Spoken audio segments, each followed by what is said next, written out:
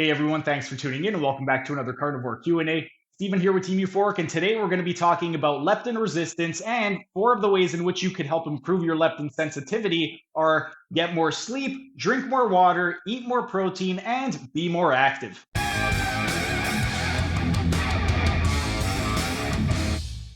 Leptin is one of the hormones that helps to regulate your hunger. We have ghrelin, which is your hunger hormone. And when that is circulating throughout your body, it's going to let you know that you are hungry and you need to start eating. And then leptin, once you are full, that is going to send a signal to your brain letting you know that you are full and that you need to stop eating. However, a lot of people have leptin resistance, particularly people who are severely obese. And four of the ways in which we can improve it are sleep, water, food consumption, and activity levels. And we're going to go over each of these individually. The first thing we're going to talk about is sleep. With regard to sleep, if you are chronically undersleeping, what's going to happen is you are going to have higher levels of ghrelin circulating throughout your body. When your ghrelin levels are higher, it's going to cause you to be hungry. And ghrelin has also been linked to poor decision making. So not only are you going to be more hungry first thing in the morning and throughout the day, you're also going to be more likely to make poor food choices throughout the day. So if you get a good night's sleep, you're going to better be able to regulate your ghrelin and your leptin, and you're going to be less likely to make poor food choices. The second thing you can do is drink more water.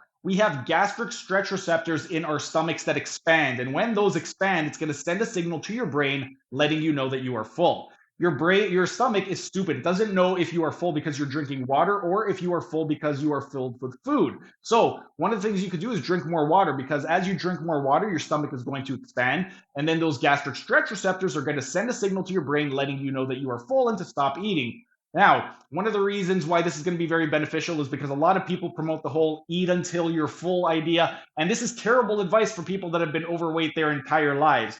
If you've been overweight your entire life, you likely have been overeating your entire life, which means your stomach would have expanded over the years, and you're going to be able to fit a lot more volume worth of food into your belly before it expands. So, because your stomach has expanded, you'll be able to fit way more food into your belly, which means it's going to take a lot longer to stretch, to get those gastric stretch receptors to expand, to send that signal to your brain, letting you know that you're full. And because your stomach is stupid, it doesn't know if it's filled with water or with food. So by drinking more water, your stomach will expand. It's going to send those gastric stretch receptors that signal to the brain, letting you know that you're full, and you're going to be less likely to overeat. Now, you don't have to do this all the time, but what you want to do is at the beginning, you want to focus more on your water consumption as opposed to just eating until you're full. And then eventually, as your stomach starts to get smaller and smaller and it gets back to a normal size instead of the expanded size that it currently is, eventually you'll be able to eat until you're full. And then those gastric stretch receptors, they will send a signal to your brain letting you know that you're full, and you won't be as likely to overeat. Whereas if you are just eating until you're full all the time, as your stomach is expanded, you're going to be able to fit a lot more food in your belly. So you're going to be much more likely to overeat. The third thing that you could do, and this is related to the water consumption, is eat more protein. With regard to protein, protein is going to be a lot more voluminous than fat. For every 1 gram of protein, that's going to be 4 calories as opposed to 9 calories for 1 gram of fat. So you could consume more than twice the amount of fat to get the same volume in your stomach. So if you were to consume hypothetically 1 kilo of protein versus 1 kilo of fat in one sitting, that 1 kilo of protein is going to be a lot less calorically dense, which means you are going to be consuming less calories for the same amount of volume. So if you focus more on protein as opposed to fat consumption, that means you'll get more volume in your stomach for less calories. And as those gastric stretch receptors send that signal to the brain, you are going to be full before you overconsume on food. Now, I'm not saying that you should avoid fat altogether. I'm not even saying that you should severely restrict fat. What I am saying is you should not be sacrificing your protein in order to get 80-90% of your calories coming from fat. This whole you need to consume 80-90% of your calories from fat is absolutely ridiculous.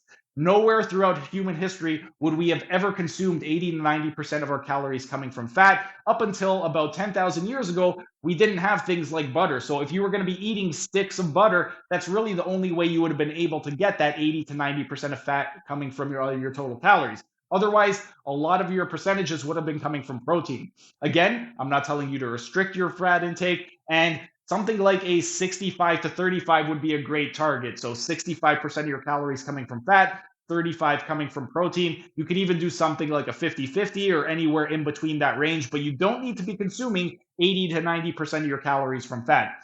And then the fourth and final thing that you can do is be more active. With regard to activity levels, one of the things that is going to negatively affect your leptin levels is going to be obesity. And this is one of those things where as you become obese, you become less leptin sensitive. And as you become less leptin sensitive, you're going to gain weight. As you gain weight, you're going to be less likely to move around and you're going to be more sedentary.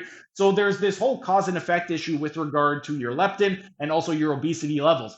If you can find a way to be more active, lose a little bit of weight, that is going to help better regulate your ghrelin and leptin. And by moving around a lot more, what's going to happen is your body fat is going to decrease. As you lose some of that excessive body fat, you're going to be better able to regulate your ghrelin and your leptin, and you're going to be much more likely to lose the fat and keep it off. So if you do have issues with leptin resistance and you want to improve your leptin sensitivity, the four things that you need to do: number one, make sure that you're getting enough sleep. Number two, make sure you're drinking enough water. Number three, make sure you're consuming enough protein. And number four, make sure that you are being physically active. Use those four things, and you're going to be a lot healthier and you're going to be much better able to regulate your ghrelin and your leptin levels.